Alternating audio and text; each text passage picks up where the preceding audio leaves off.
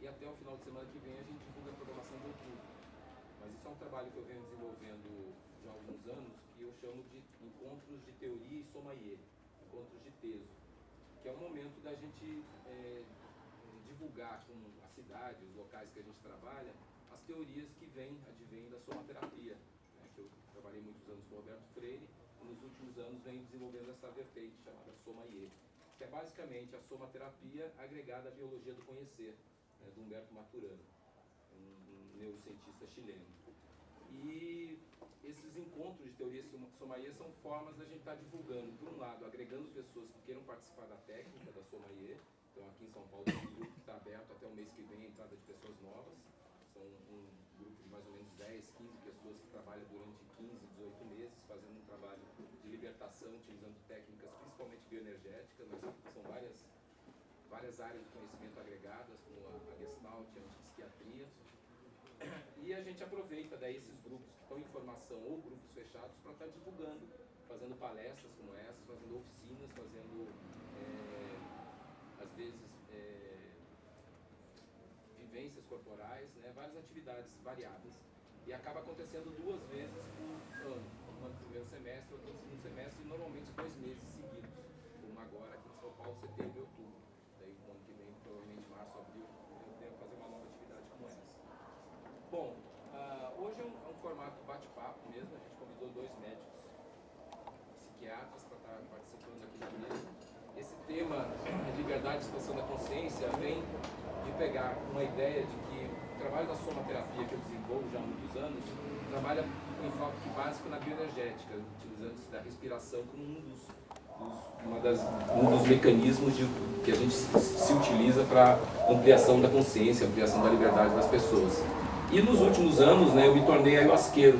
Comecei a participar de um grupo de ayahuasca e, inclusive, fazendo sessões de ayahuasca. E nesse ambiente de descobrir a ayahuasca, eu descobri dentro da ayahuasca um potencial, né, enquanto uma bebida que vem sendo utilizada de uma forma religiosa, é aceita de uma forma religiosa no Brasil, mas eu, como somaterapeuta, acaba que eu descobri que tem um potencial muito grande terapêutico dessa bebida.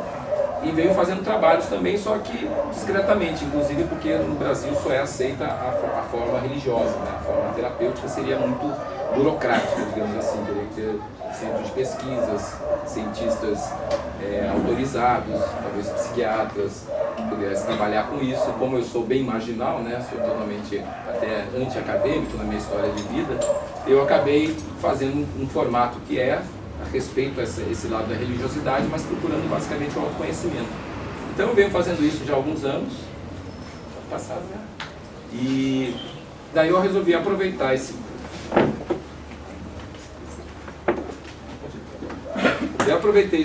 momento mais recente, né, que é desse ano, que a ayahuasca acabou se tornando, até por motivos negativos, ela veio à tona da mídia. Começou o ano meio quente com essa coisa da bola da vez, que foi a ayahuasca, o caso do Lau. Conheci o Dr. Wilson através da televisão, vendo ele no Jô Soares, depois pesquisando, vi outras coisas dele no YouTube. E ao conversar, muitas pessoas que eu conheço, que eu convivo no meu grupo de ayahuasca, conhecem o Wilson como uma referência também do meio. Já li também sobre ele em algum livro da Bia Labato, que é do trabalho da música. Então eu tive conhecimento só hoje, inclusive tenho esse contato pessoal, esse prazer de conhecer ele pessoalmente. E convidei daí ele para participar dessa mesa para falar um pouco da ayahuasca como um dos elementos expansores da consciência. O Dr. Gaiaça já conheço um pouco mais de tempo nesse trabalho com a bioenergética, de vários encontros que a gente teve na época que eu trabalhava com o Roberto Freire. E mais recentemente eu venho convidando ele para fazer trabalhos, seja em vivências, e fez algumas vivências de olhar, de respiração também comigo nos últimos anos, e inclusive trabalhos divulgando teses de educação infantil. Hoje o tema é voltar para a questão da respiração, da questão da bioenergética, e nesse tema, né, uma das ideias foi chamar 2 médicos psiquiatras para falar de uma forma até antipsiquiátrica, que é essa visão que eu tenho, pelo menos eu no meio dessa forma, né? Que é essa linha em que não segue, digamos, a psiquiatria tradicional, ou não está no limite da psiquiatria tradicional. Então vai ser um bate-papo, mais ou menos uns 20 minutos, meia hora para cada um, e depois a gente abre para um debate, que é o que sempre interessa a gente aqui, né? Está tocando os 10, né? Por isso essa coisa real, apesar da tecnologia e hoje que permite a gente gravar e postar no YouTube, né, para depois, estar brincando aqui com as pessoas que não estão virtualmente aqui, né, muitos hoje têm essas personalidades múltiplas, né, não no sentido esquizofrênico, mas essa paranoia atual da internet, né, tem muita gente que fala eu vou e nunca aparece, né, está sempre lá no eu vou, né, mas...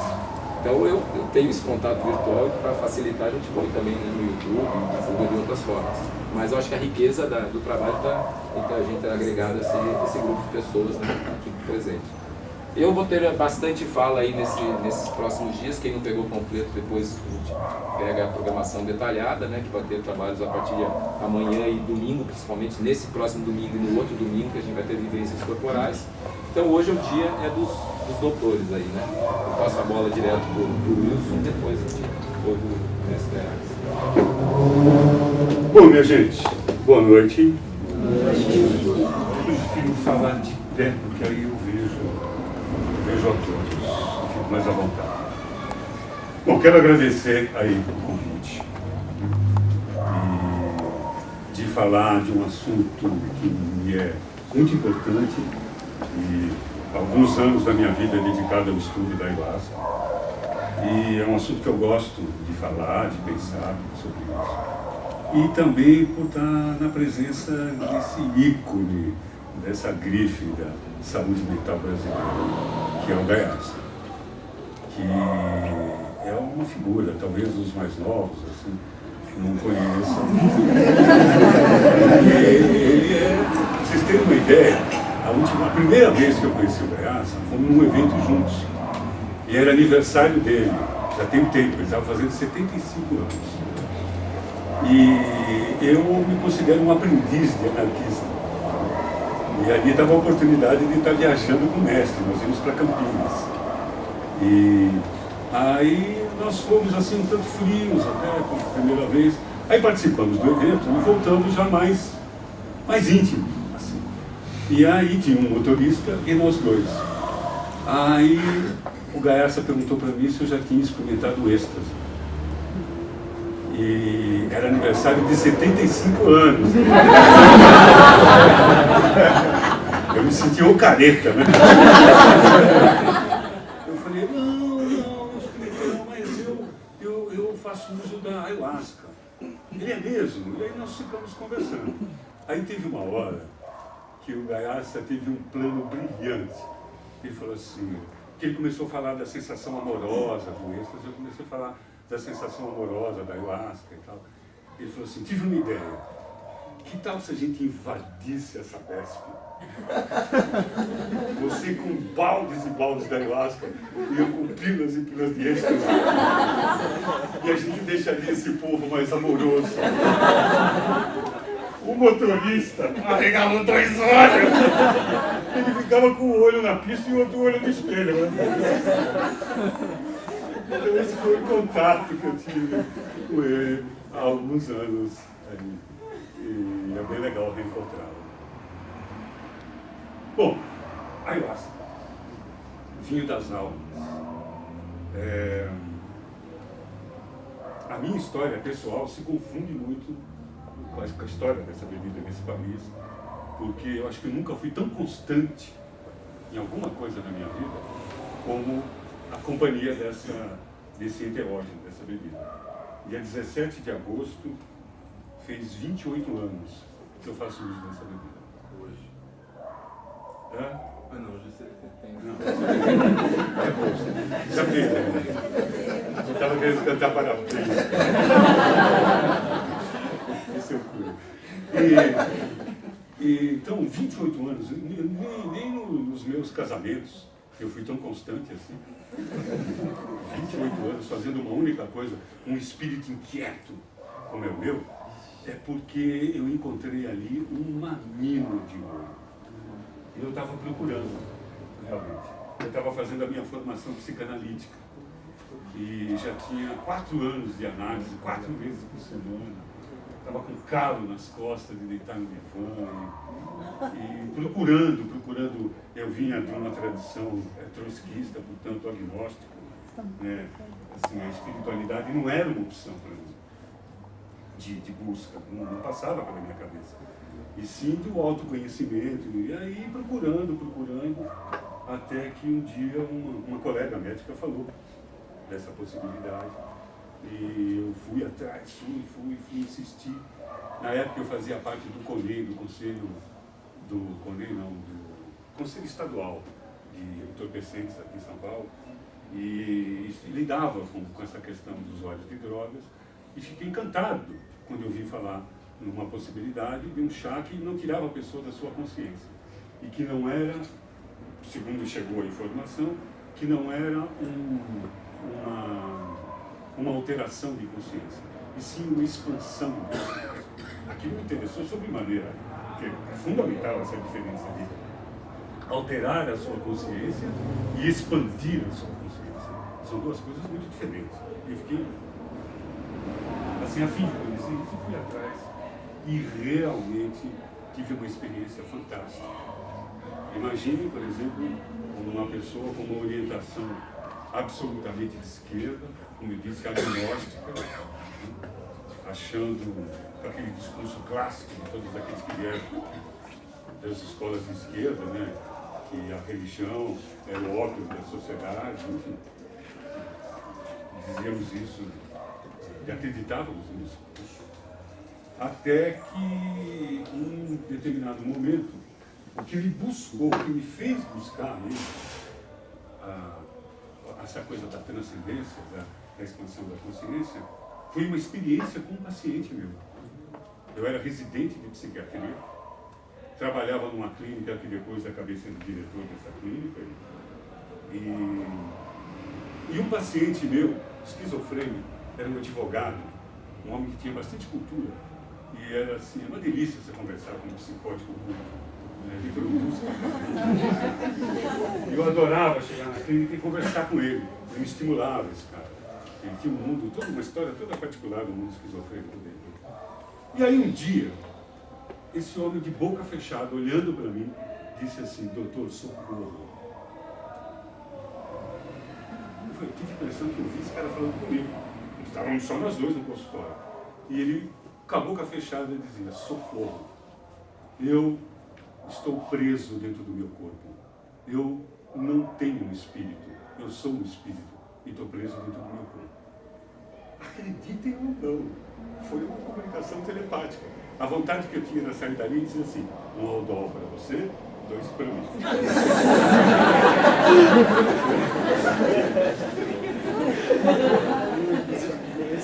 Não tinha nenhum berço, nenhum clima místico, nada. Estava trabalhando dentro de um plantão. Na época eu era plantonista. Chegava e tal, eu fui conversar com esse cara e tal. Bom, aí eu comecei a querer procurar alguma coisa de expansão da consciência. Foi quando eu me encontrei com a ayahuasca.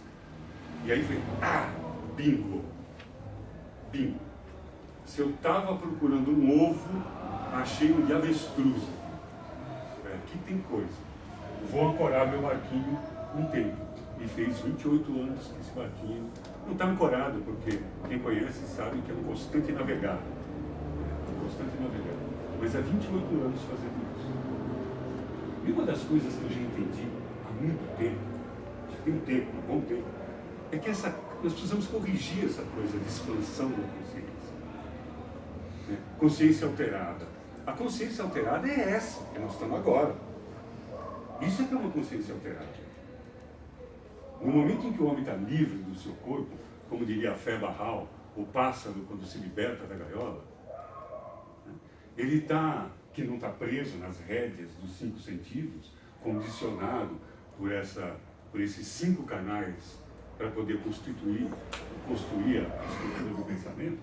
Quer dizer, quando nós estamos livres em espírito, sem o corpo, a nossa consciência é condizente com esse estágio, que vai além dos 5 sentidos.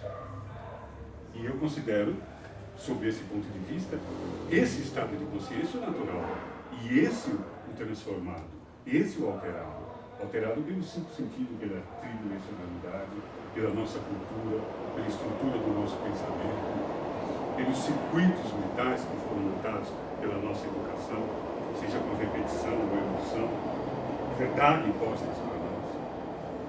E nós vivemos numa pseudo-realidade que para mim a metáfora mais próxima disso é o filme Matrix, de um grande programa mental que nós julgamos realidade e achando que é distorção da realidade tudo que foge dessa gaiolinha. Eu acho isso uma gaiolinha, pequenina ainda. Comparado com os nossos sonhos, com a possibilidade da transcendência, de um êxtase, isso que nós chamamos de realidade é uma gaiolinha. Então, como eu disse, sei lá, a metáfora mais próxima para mim é a Matrix. Quando eu bebo ayahuasca, me apresentam a tal da pílula. Eu não lembro agora qual que é a vermelha, qual que é a azul, mas ele dá uma para o cara voltar a dormir e a outra para agora segura a onda, negão, que agora você que desacordar vai acordar. Então, eu sinto isso. Né? A jornada do herói, do Neo, ali cada vez que eu bebo ayahuasca. E ela me dá a condição de perceber realmente, com um nível de consciência que eu considero expandida, e não apenas alterada, a enxergar melhor a realidade. Então, isso, para um psiquiatra, ou para um psiquiatra marginal, quando o Rui falou do caminho marginal dele, eu pensei assim, opa, bem-vindo à tribo, né? Mais um marginal. Mas dentro desse meu caminho marginal, enquanto um psiquiatra que vive à margem da ortodoxia, eu consigo entender o ser humano nas suas três partes, né? O corpo, a mente e o espírito. E quando a gente fala de uma doença mental, nós vemos esse comprometimento nesses três níveis. Portanto, da maneira que eu entendo, com todo respeito a quem entende diferente, a maneira que nós temos de abordar a doença mental, ela deve ser nesses três planos, no físico, no mental e no espiritual. Porque 28 anos conhecendo a ayahuasca, eu não tenho mais dúvida. E passei a assumir essa frase, que aquele esquizofrênico me disse telepaticamente, como uma verdade. Eu acredito piamente, mais do que acredito, tenho convicção disso. Nós não somos seres humanos, hora ou outra tendo experiências espirituais. Nós somos seres espirituais, ora tendo uma experiência humana. Agora, toda a estrutura do nosso pensamento é calcado na verdade materialista. Então, se nós temos que falar em liberdade, nós temos que falar em revolução. E a revolução agora não cabe, não tem mais espaço histórico de uma revolução armada, como muitos de nós planejou. Não tem mais espaço, eu acredito que nem mais para uma revolução parlamentar. Mas existe uma possibilidade de uma revolução vibratória. O que é uma revolução vibratória? Onde não existe condenação, onde não existe julgamento, onde eu mudo o meu padrão vibratório, e o meu padrão vibratório, por ressonância, vai acordando mais 1, 2, vão acordando mais 4, 4 mais 8, e numa PG mágica, a revolução vai sendo feita. E essa revolução passa pela consciência. A revolução de ampliar a consciência. De perceber que a anarquia não é bagunça, mas é a desnecessidade de um governo humano. É o ponto clímax da maturidade, onde cada um faz o que deve, na hora que deve, do jeito que deve, com amor e alegria. Isso é paixão liberal. A desnecessidade de seguir as leis externas, porque conseguimos perceber as leis internas. Nós somos uma república. Nós temos o nosso poder legislativo, o nosso poder executivo e o nosso poder judiciário. Nós é que vamos fazer as nossas próprias leis. Porque todas as vezes que os homens obedeceram leis que não são compatíveis com o seu universo interno, há doença, há choque, há conflito, há sofrimento. A pior de todas as infidelidades é ser infiel a si mesmo, às suas próprias leis. Agora, criou essas leis, vamos executá-las, colocar o poder executivo para fazer. E deixar de fazer a revolução de boteco, de cotovelo, entre uma cerveja e outra, e partir fazendo a nossa parte. Que é aí, na prática, que nós vamos entender realmente a revolução sendo feita. E aí, pelo meu exemplo, pela minha ressonância, pela mudança do meu padrão vibratório, semeando consciência. Não com palavras, mas com atitudes. Também com palavras, mas principalmente com ações e pensamentos. Então, a ayahuasca é uma oportunidade de manter a revolução acesa. Mas a revolução agora no seu grau mais sutil e, portanto, mais eficiente. Eu diria, Gandhi, seja você a transformação que você quer no mundo. E para isso essa ferramenta existe. Ampliar a nossa consciência. Para que a gente assuma o papel de ser político que somos e transformando a nossa realidade. Aqui e agora. É preciso isso. Eu vou ficando por aqui, porque eu quero ouvir o que o Dr. Garza tem a nos dizer. E enriquecido pelos depoimentos, as perguntas à hora do debate. Eu não quero mais gastar o tempo aqui. Mas o que eu, para finalizar, eu quero dizer o seguinte: a revolução é agora. A ayahuasca é uma dessas ferramentas de lucidez e de revolução. Bem-vindos, guerreiros, os guerreiros da luz, que têm como espada o facho de luz para lapidar o seu próprio ego, que tem como escudo a verdade e que tem como objetivo vencer a si mesmo. Bem-vindos, guerreiros da luz, que querem um mundo melhor aqui e agora. É isso.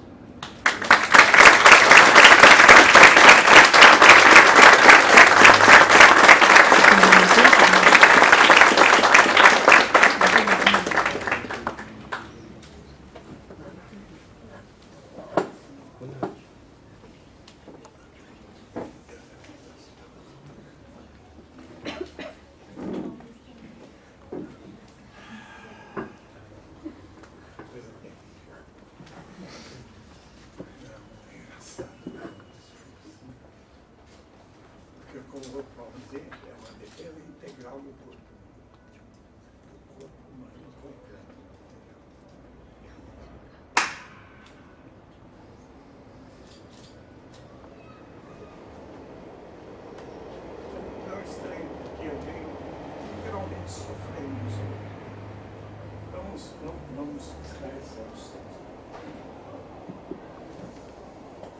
Classicamente somos pelo menos dois.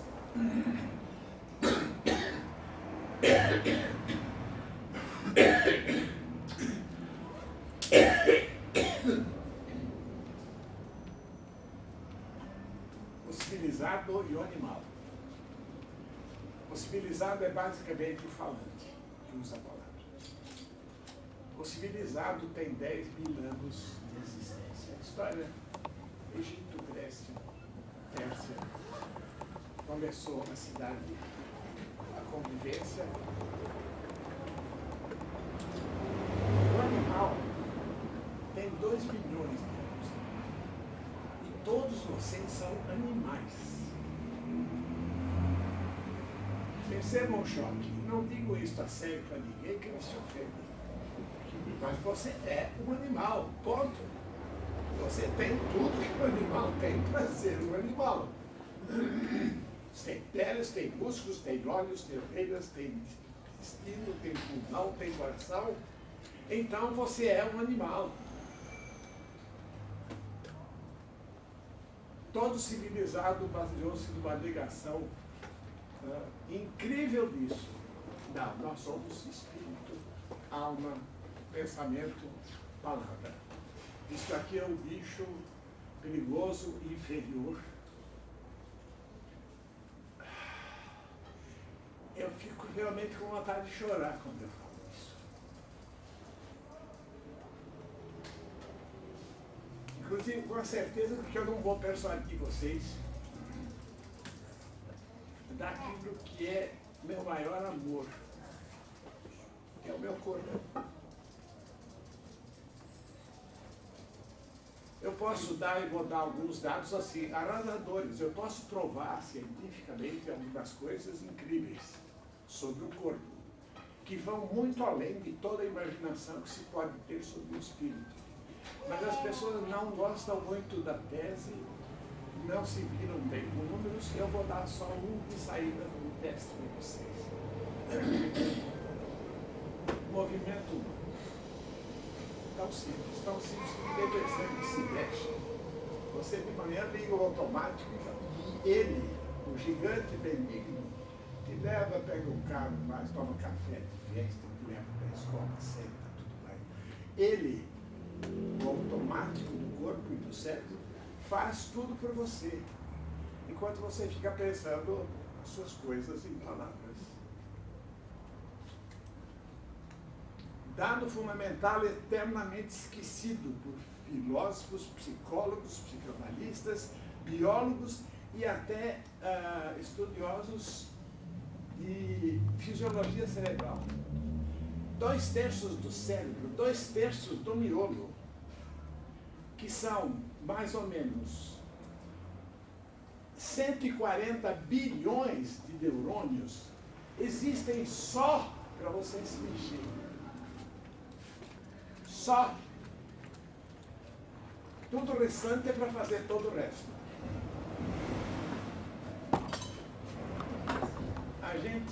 Músculos, a gente vê figuras e acha que a gente tem, os livros dizem 500 músculos, a gente não tem nada disso. Aqui entram as coisas que as pessoas não fazem muito ideia, não estão acostumadas a pensar, mas são a essência do argumento. Eu vou ter que dizer duas coisas. Quem aqui tem ideia do que quer?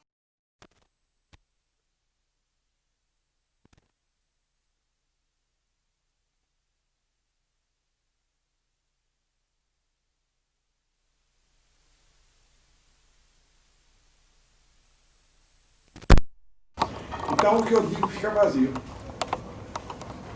Porque palavras vazias são palavras vazias. Quem não tem ideia do que é o neurônio motor não vai saber o que eu estou falando. E às vezes eu tenho vontade de parar de falar. Porque eu não posso falar da minha paixão e ficar explicando para as pessoas. Não é fácil ter uma ideia clara do que é o neurônio motor dele. Em primeiro lugar, porque eles são 250 mil. Isso quer dizer que o cérebro tem altos centros de comando motor extremamente difíceis de entender. Ninguém sabe muito bem como é que o cérebro decide os movimentos. Desce um feixe de comando que vai encontrando 250 neurônios, 250 mil neurônios. Cada um deles vai para um pequeno feixe de músculos. Então ele controla pequenos movimentos. São 250 mil controles. Então os nossos movimentos, nós somos um boneco, por aí talvez vocês façam uma ideia. Um boneco que tem 250 mil fiozinhos para se mexer. 250 mil. E é mais do que isso, como diz o anúncio, tem mais. Porque cada unidade motora, cada neurônio, ele pode produzir até 10 graus de tensão muscular da extremidade. Então os seus movimentos são produzidos por 250 mil fios, vezes 10. O que quer dizer que nossos movimentos físicos são infinitos. Ponto. Quem é que vai saber o que é isso? 250 mil vezes 10. São todos os fiozinhos que nos puxam e nos movem. O único povo que entendeu isso de longe, alguns do povo, foram os hindus, quando fizeram a figura de Shiva, o deus dançante. E eu vou repetir, não tenho esperança de que me compreendam, eu sinto muito. Os nossos movimentos são infinitos. Não há limites para os movimentos humanos.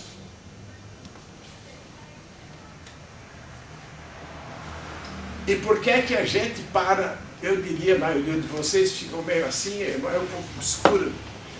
Porque a principal função da educação é limitar movimentos. E da sociedade é controlar papéis. Vamos começar do começo. Vejam as mentiras sociais escandalosas. Educar consiste em oferecer para a criança as melhores condições possíveis para que ele desenvolva todas as suas aptidões. Maravilhoso, não é? Como é que se faz isso? Qual é a palavra que a criança mais ouve no mundo? Não. É assim que você desenvolve todos os movimentos da criança. Quer dizer, educar consiste em paralisar. A história do Pinóquio é verdade, é o contrário. Não é um boneco que se fez criança. São crianças que são feitas bonecos. Bons costumes, bem comportados. E depois, como se não bastasse o começo familiar, vem a escola maravilhosa, onde crianças de 6, 7, 8 anos têm que ficar sentado 4 horas por dia escutando um chato falar do que não interessa nem a criança, nem ao chato. Isso é educação verbal. Passei os bons olhos do programa de hoje, do ensino básico. Me propus ler, no 5º volume eu parei e disse, mas esses caras estão ensinando tudo que pretendiam ensinar para mim no ginásio do Estado há um século atrás. Eles estão dizendo a mesma coisa. E claro, crianças estão se... Como é que o brasileiro esperto resolveu a questão? Aprovação, 6 anos. Então, uma senhora ministra, qualquer coisa, diz todas as crianças brasileiras estão na escola. Sim. E sai da escola sem saber assinar o nome. Isso ela não diz. E por que é que todas estão na escola? Porque tem aprovação automática, sacanagem ultra do Ministério da Educação. Porque se não fosse aprovação automática, todo mundo sabe do que eu estou falando? Sim. Se não fosse aprovação automática, todas as escolas do Brasil estavam estourando no 3º ano no máximo, porque o resto só tinha repetente. E 8 ou 9 anos seguintes não tinha ninguém, porque estava tudo repetindo e enchendo a escola de repetentes. Mas como o brasileiro é esperto, não é? Aprova toda a criança. Então todas as crianças do Brasil estão na escola. E mais, essa coleção preciosa para garotos de 10, 11, 12 anos. História da filosofia. História da literatura universal. Meu Deus! São velhos esclerosados que estão lá em cima fazendo programa, diabo. Eles não sabem o que estão fazendo. Mas é a escola, meu filho precisa estar na escola para aprender.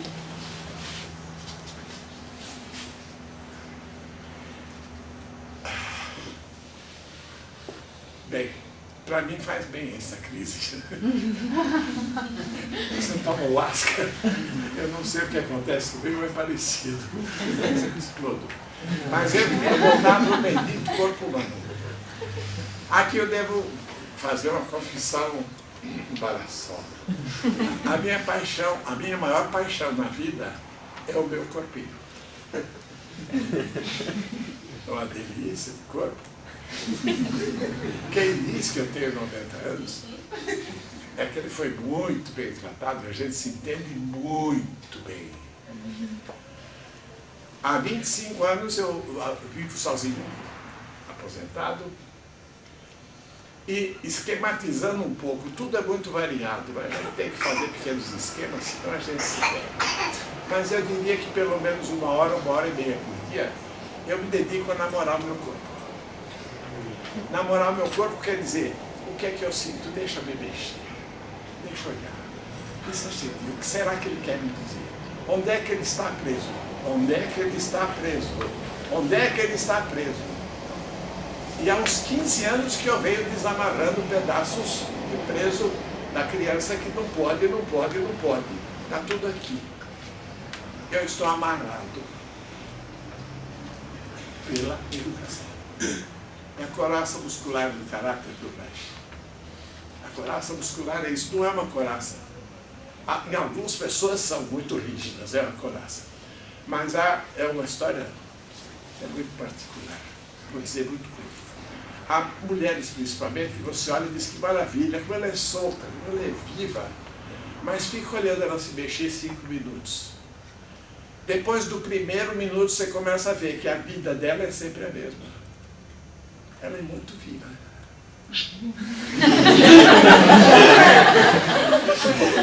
Fascinante, maravilhosa. Quer dizer, todo mundo vive em automático, sem saber o que está fazendo.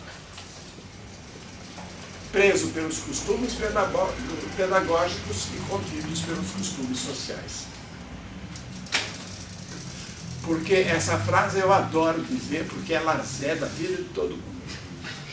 Todos vigiam a todos, para que ninguém faça o que todos gostariam de fazer. A humanidade coletivamente é imbecil. Todos paralisando a todos. Qual é um dos instrumentos mais malignos desse controle? Quem adivinhar ganha 10. Eu sei. Diga. A fofoca. Ah, ele meu livro. É isso mesmo. O que é a fofoca? Olha aquele lá. Você está fazendo diferente do que devia.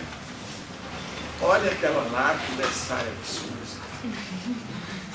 Nossa!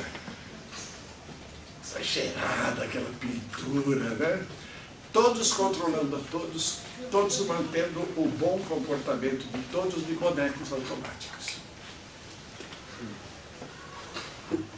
Este corpo, esta sociedade, certamente não faz bem ao espírito. Mas a minha ideia de espírito é outra. Não nego, mas tem uma noção muito especial. Mas antes, vocês me dão trabalho para dizer, olha, vocês têm corpo e vocês se mexem, viu? Pelo amor de Deus, façam assim para mim ver se vocês se mexem. Olha que maravilha, todos se mexem. Que delícia.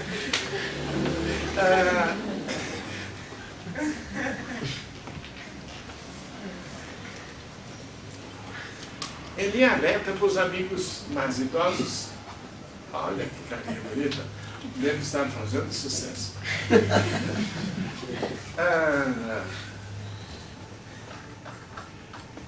Você quer aos 90 anos ter esta aparência? E vai melhorar. Mexa-se muito, muito variadamente e respire 3 vezes mais do que você está acostumado. Eu escrevo 1 hora, 2, leio livro, 2 paro, põe música e danço. Mas cada vez eu invento uma dança nova. Porque o problema não é dançar bonito. É inventar movimentos e deixar o corpo brincar como ele quer. É fácil de dizer. É dificílimo de fazer. Porque está cheio de repetições. E respire muito, porque a humanidade tagarela e sufocada. Isso é um dado primário de fisiologia. Não é hipótese, não é... Mas outra vez, como eu gosto muito de fisiologia e como quase ninguém sabe, ai, maravilha. Oi? Ela mas ela respondeu. Como é que está? Fisiologia. Gosta muito de fisiologia. E ninguém gosta. A fisiologia é uma coisa indescritível. Você lê um texto de boa qualidade, fisiologia médica. Você lê uma página,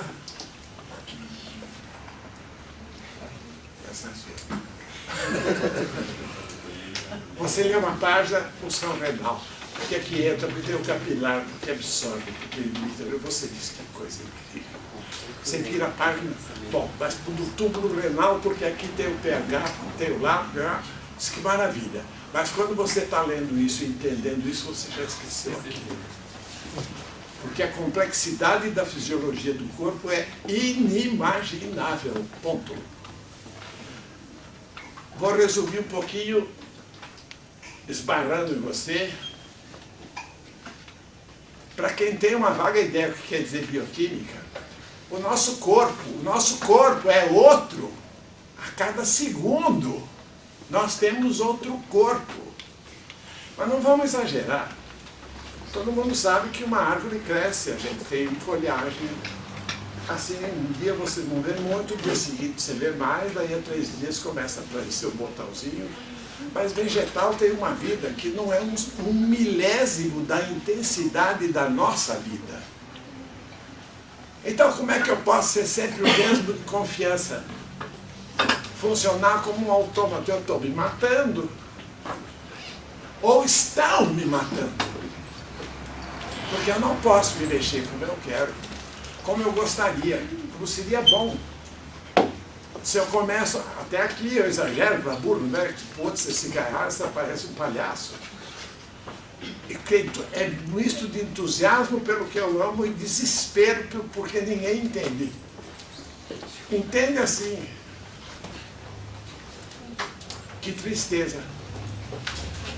Que tristeza. Então vamos ainda mais um pouquinho. Quanto tempo eu estou?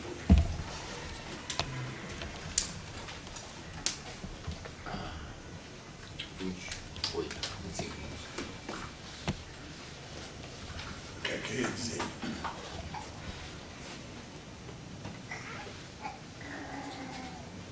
Mas a parte que você tinha parado é que a humanidade fala pouco e Como é que as pessoas se sufocam? A humanidade está perdida em palavras. Porque para falar, isto aqui eu acho que dá para entender um pouquinho se vocês acompanharem. Para falar eu tenho um instrumento de sopro aqui. É uma clarineta. Eu tenho que soprar para fazer vibrar a corda. É um sopro. Depois que o som é feito, a cara, o rosto, a boca modela o som e forma a palavra. Mas o som primário tem que ser da respiração. Mas quando eu uso a respiração para falar, ela não é 1/5 do que ela seria boa. Qual é a respiração boa? A respiração boa é aquela que oxigena o cérebro. O cérebro que pesa 2% do peso do corpo, ele consome 25% do oxigênio que você respira. Se você aperta um vasinho cerebral aqui, a região dele apaga na hora. Nos núcleos inferiores são um pouco mais resistentes. Mas se você respira pouco, quem paga o pato é o cérebro. E o nosso cérebro, muito simploriamente, tem aqui o cérebro humano, alto córtex cerebral. Depois nós temos todos os cérebros dos animais que nos antecederam, desde o famoso cérebro reptiliano aqui no começo. Temos o cérebro de um réptil, depois todos os animais. Aqui não tolera a falta de oxigênio, mas os animais toleram. Então eu estou brigando com alguém, saí, levei um pega na escola, a mamãe deu um pega e eu saí resmungando. O meu bicho está assim. E eu fico falando, porque a mãe, porque a educação, porque a família, blá, blá. Enquanto eu estou falando assim, eu estou me sufocando. E eu não dou respiração para entrar no grande panorama do cérebro que diz, espera aí, bicho. Mãe, coisa inevitável, eu aguento. Então, tenha paciência. É impressionante. O dia que vocês estiverem assim, remoendo e mastigando sentimentos desagradáveis, de rancor, de inveja, de raiva, de despeito, de ciúme, de... Se vocês tiverem a ideia de parar, respire amplamente, 10, 15 vezes, bem grande. Faz assim, ó. O seu problemão fica desse tamanhinho. Ele não desaparece. O problema está lá. Mas você abre uma panorâmica assim, que dá uma folga total, e você começa a ver o problema real, vamos dizer assim. O que é que foi feito e o que é que eu posso fazer. Enquanto você está no cérebro animal, porque o de cima não tem oxigênio, você fica enrolando, enrolando, enrolando e não sai da enrolação. E fala, sabe, viu o que ele fez comigo? Imagina, outro dia quando eu saí, mas, ó, liga o telefone, você tá aí, ai, que alívio, olha, sabe meu marido, sabe meu filho. A humanidade fica se sufocando, falando, sempre as mesmas coisas. Ligou o telefone, ou é para se queixar?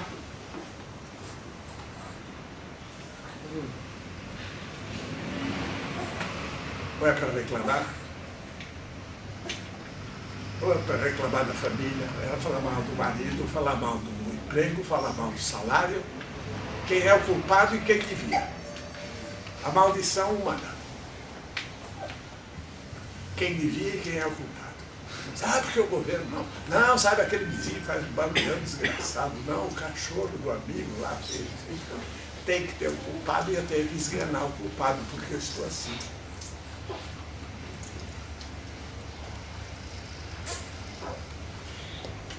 Enfim, para empatar de leve, a palavra espírito vem de spir, spirare, que quer dizer vento em latim. E aqui o Zeca achou uma linda definição de, eu acho que é de Deus. Não, do Espírito. Desculpe. É só do Espírito.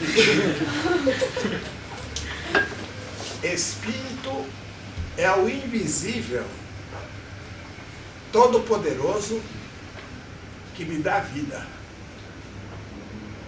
É o oxigênio. Por que todo-poderoso? Bom, é porque quando o ar, quando é a atmosfera, eu diria melhor. Porque você vê na tempestade, a atmosfera é uma catástrofe, ela abala tudo. O Deus lá de cima é poderoso e terrível, mas é ar em movimento. E é desse ar em movimento que você extrai a sua vida, o seu espírito. Uma última noção que talvez agrade a você, talvez. A única noção de espírito que eu achei que me faz pensar. Aqui outra vez vou ter que falar de fisiologia, não tem jeito.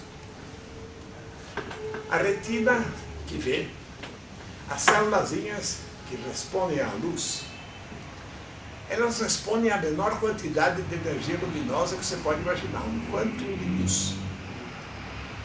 Menor clarinho no escuro você vê.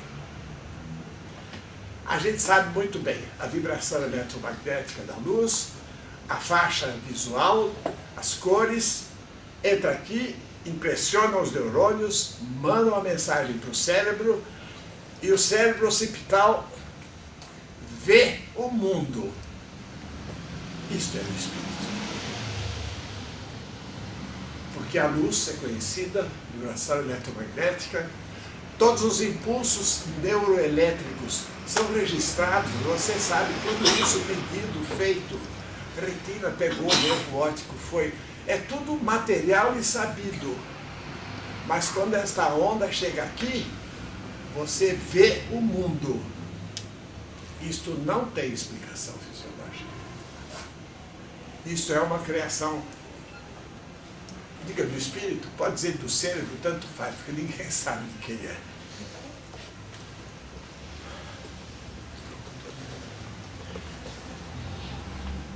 Enfim, duas palavrinhas sobre amor, falado, cantado, e muito mal feito, meu Deus do céu. Que coisa mais horrível. Porque para amar, eu tenho 2 metros quadrados de pele. Nesses 2 metros quadrados, eu tenho 500 mil pontos sensíveis. E 2 milhões de pelinhos residuais do tempo que a gente era macacão. Estão aqui. Cada pelinho tem um filete nervoso nele. Então, se eu ficar acariciando uma pessoa, eu posso ficar acariciando o ano inteiro e ela não vai sentir tudo aquilo que a pele dela pode sentir.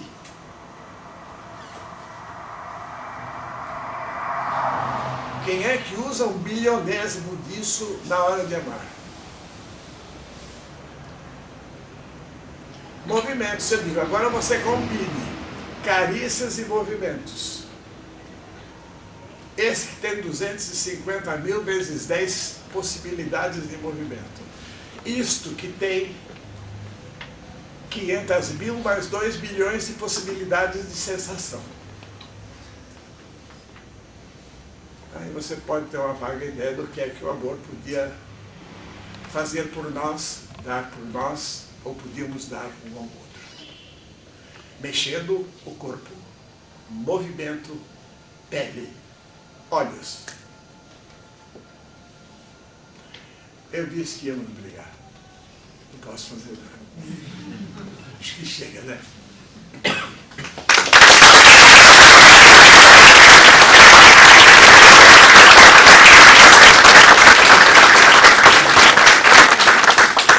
Aliviado. Quando eu falo do corpo, ninguém sabe o que estou falando. Vocês parecem que entenderam. Obrigado. Bom, antes de passar a bola, né, para quem queira fazer perguntas, eu só queria fazer um comentário, né, de que, por um lado, essas duas abordagens aqui, para mim, são muito ricas, porque elas são as abordagens que, de uma certa forma, permeiam um pouco o meu fluido. A minha formação, tenho mais de 20 anos trabalhando com terapia bioenergética, né, e muito uma linha da somaterapia, uma vertente política, né, anarquista, e sempre fui muito próximo do Roberto Freire por muitos anos, e a gente tinha uma visão muito também, não sei vou dizer ateísta, né, agnóstica, né, qual seria o termo exato, mas é aquela coisa, o limite, né, esse limite entre o que se chama no religioso e que se vive na experiência bioenergética é muito tênue. Foi até numa palestra que eu vi da primeira vez com o Gaiarsa, que ele me deu uma explicação do espírito, uma explicação dessa coisa, dessa experiência de muita gente tem com ayahuasca ou com outras possibilidades de sensação corporal, que é uma plenitude, que é talvez o que para alguns é o encontro do divino. E foi numa palestra do Gaiarsa, acho que lá no Bienal do Corpo, né, muito tempo atrás, ele falando sobre esse aspecto da bioenergética, de como a bioenergética, de uma forma, quando o corpo está livre, expansivo, né, de uma forma plena, é mais ou menos o que a ayahuasca promove em alguns pontos, é que essa vibração que a gente poderia nominar de Deus. Depois disso, né, eu li O Assassinato de Cristo, né, um livro muito polêmico do William Reich, muito importante, né? Mas uma das coisas importantes desse livro é que ele coloca como um Cristo como uma pessoa comum que simplesmente não tinha couraça, que simplesmente vivia o amor plenamente no cotidiano, vivia uma troca de uma forma que não era era esse normal que você estava citando no início da palestra, né? Essa consciência de que somos, né, temos esse potencial talvez corporal que nos liga. Então, eu só queria fazer uma ponte de que essa vertente, que hoje eu estou num pé ligado à ayahuasca, né? Um pé meio marginal também dentro da ayahuasca, né? Nesse sentido, porque quando eu me encontrei com essa questão da argumentação, se eu vou argumentar que Deus é esse, né? Faz uma certa ponte entre a sensação e a palavra, a vibração que cada um sente e o argumento que está nas religiões, é o que eu publiquei daí no início deste ano, um texto longo, revendo a própria somaterapia, em que eu coloco que esse Deus, não que eu não acredite em um outro Deus transcendental, mas eu não quero perder tempo discutindo a possibilidade de um Deus transcendental. Eu acredito no Deus que é o meu corpo, que é eu enquanto experiência divina. Então, é o que muitas religiões já colocaram há muito tempo, né? Que eu sou Deus, né? Essa visão de que cada corpo, cada vida é uma experiência, né, divina. Então, para mim, esse ponto está sendo muito bom, porque, de uma certa forma, os dois lados do meu cérebro, ou os dois lados de uma pesquisa que eu venho fazendo, porque eu continuo tocando a somaterapia e ela não se mistura com a ayahuasca, e tenho feito os trabalhos de ayahuasca que também não se mistura com a somaterapia, mas são coisas paralelas.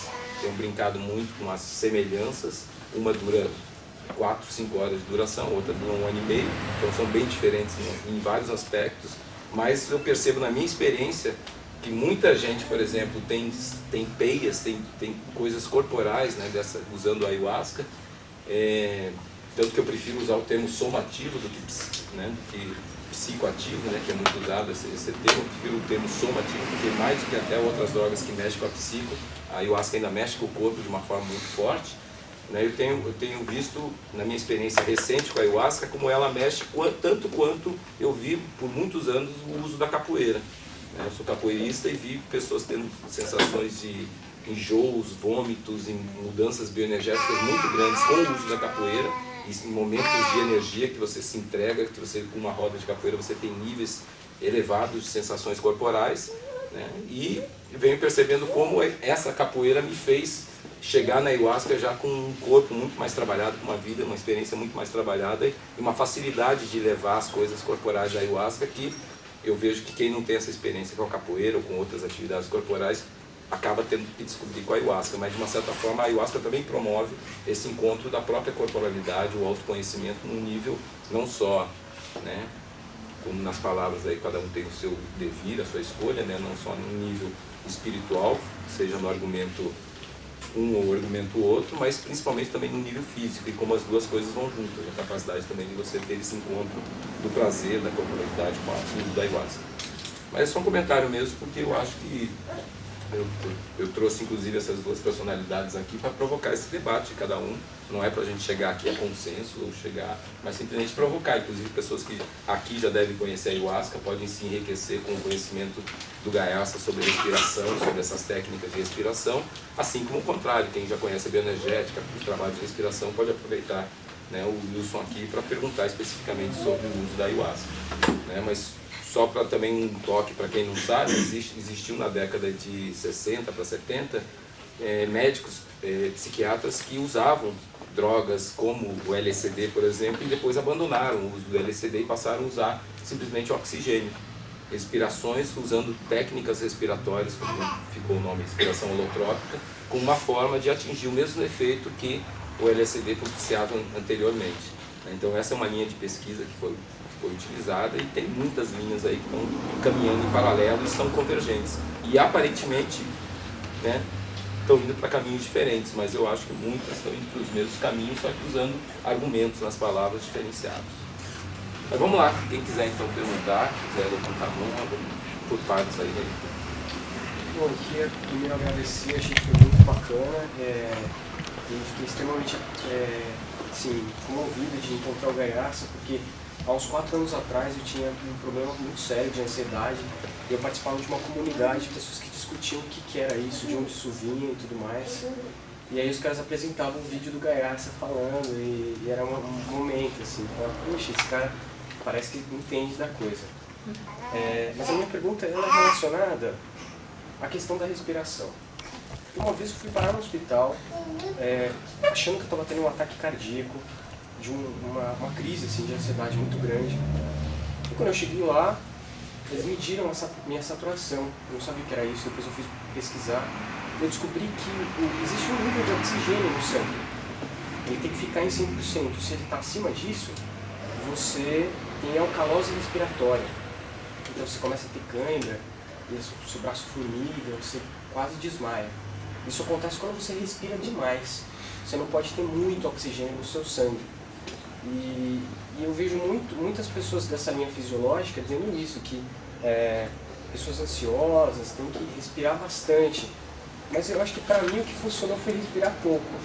Eu respirava demais. Controlar a respiração, mantendo ela em um nível mais sossegado, foi o que funcionou. E eu queria assim, saber disso um pouco. Talvez se na época eu tivesse conhecido o Daime também, a ayahuasca, não sei.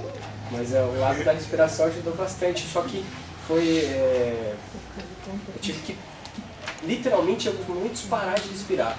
ficar 6 minutos sem respirar.